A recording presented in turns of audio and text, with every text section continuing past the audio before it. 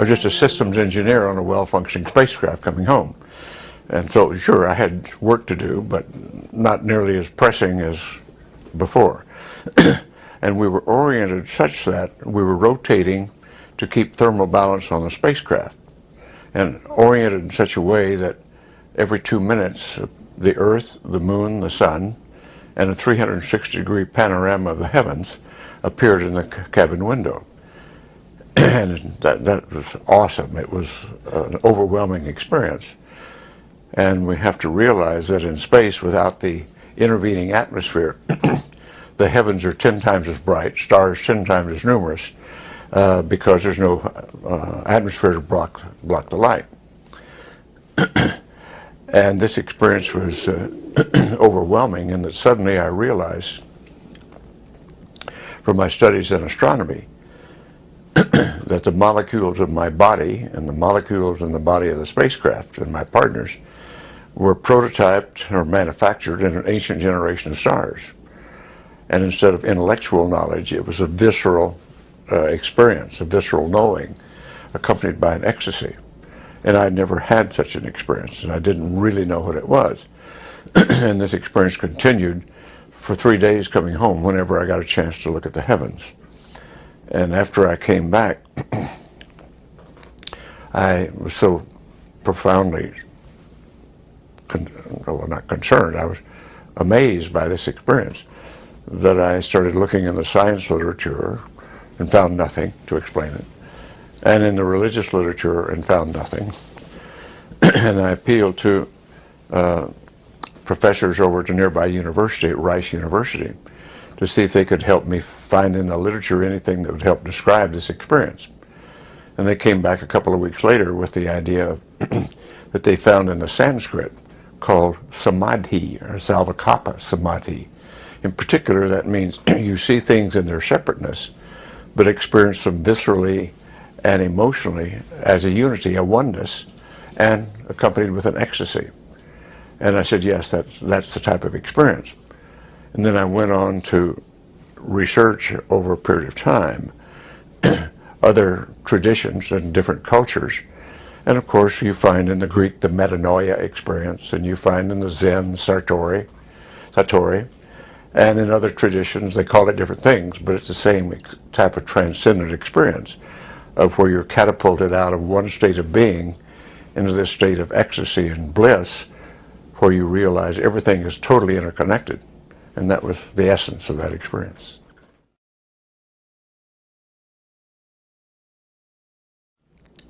Since we were the first generation of spacefarers from Earth, that the questions human had been asking for all time about who am I, where did I come from, what's my relationship to the cosmos, that now that we were the first generation of spacefarers, maybe we really needed to be asking that question all over again.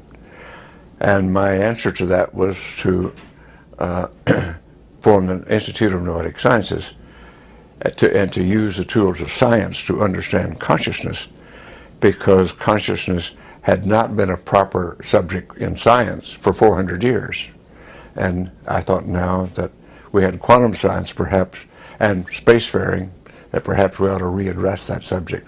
And that was the, that was the basis of starting Noetics.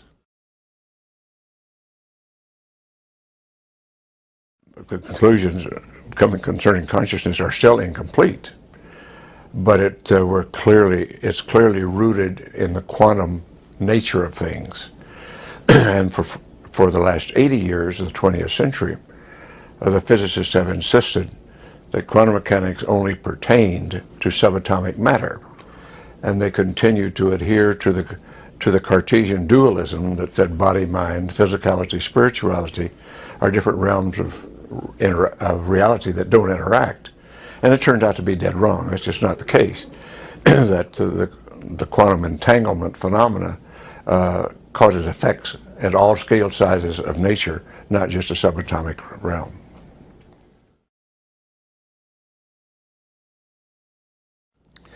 Well, the greatest challenge for now in this beginning of the 21st century is to move toward conditions that will allow civilization to sustain itself, because we're rapidly using up all the non-renewable resources. Our population's consumption is beyond anything that the planet can sustain for a long period, and we have to learn to rethink this and to change our lifestyles in order to appropriately continue to exist on this planet. And furthermore, we must learn to curb our tendencies for war, because we've invented such awesome weaponry that if we really use it against each other, in due course, we will end all life on Earth with atomic weaponry. And if we want to exist, we can't afford to do that.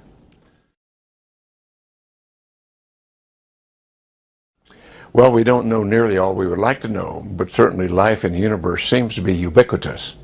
The notion that we are alone in the universe is clearly absurd, particularly when we, with the modern Hubble telescope pictures, we start to see the vastness of the universe and the vast galaxies and galactic clusters filling all of space that we can observe, far beyond anything we've imagined before having those pictures.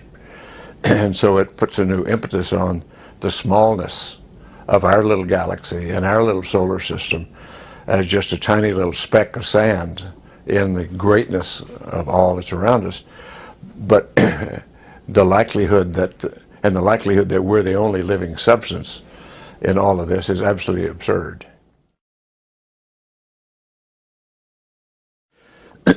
Well, my opinion is based upon primarily not my personal experience, because I don't have any personal first-hand UFO experience. Only the fact that I grew up in Roswell, New Mexico, which was the site of presumed alien crash in 1947, and which, from what I call the testimony of the old-timers who were there and who had been hushed up by government authority, military authority, almost on pain of death at the time, and who had harbored their knowledge quietly for years, and when I came back from the moon and I was a local boy, they considered me safe enough to tell their story to, that they were a part of the recovery effort and the observer of the so-called Roswell crash, and that they knew for sure that it was an alien craft. And subsequent sightings, subsequent evidence has reaffirmed all of that we are being visited and have been visited by alien spacecraft and alien beings. And our governments around the world have covered it up, but only recently other governments have started to open their files, except the United States has still not started opening its files. But most of the major countries in Europe, South America, that have these files, and in Mexico, well, Belgium, France, Brazil, and Argentina, and Mexico have opened their files, and the United States has not. And that's what much of our effort now is all about, is to get these files of the United States opened up for public inspection.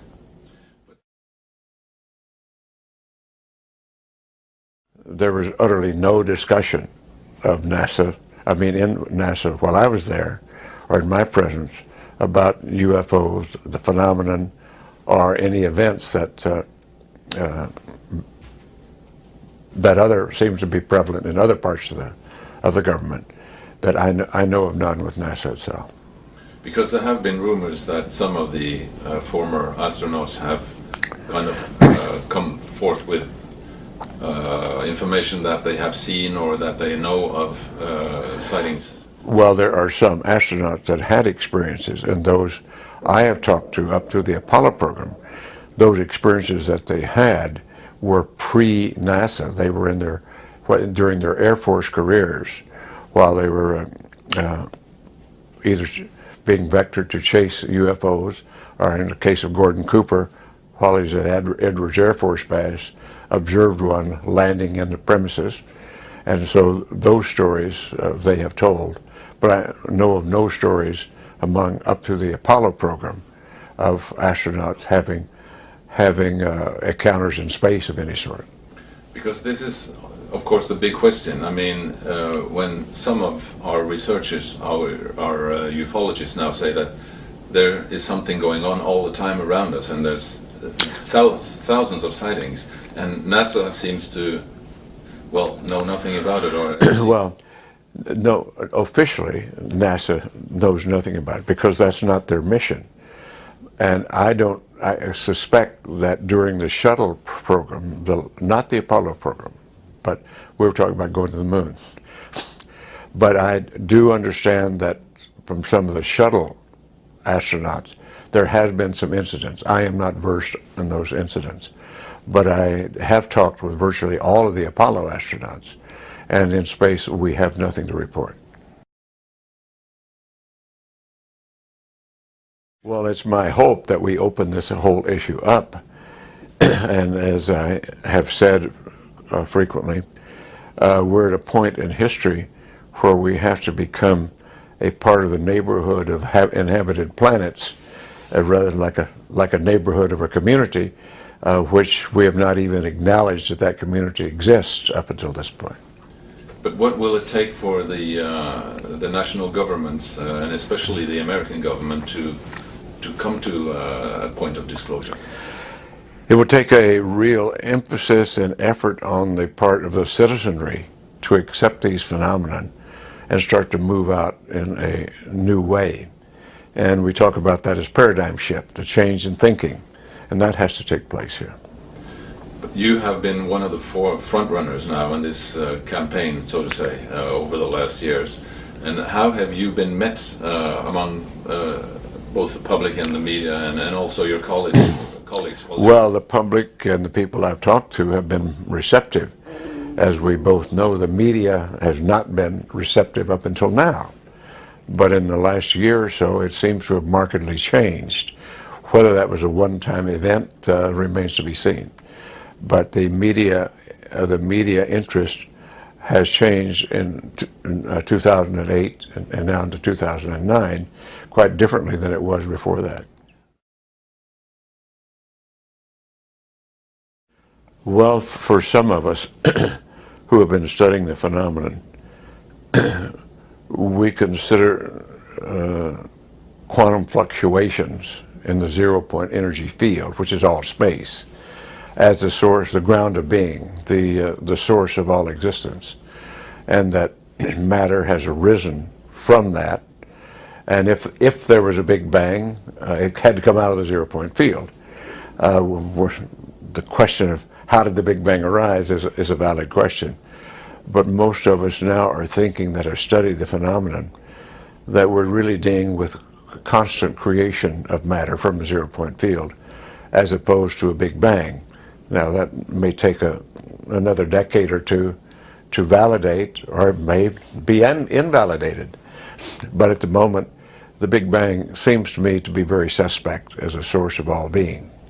So what science now defines as dark energy or dark matter, it might be something... Some of us postulate that it could very well be proto-matter coming into being. And it's too early to... We haven't proved that or validated that with science yet.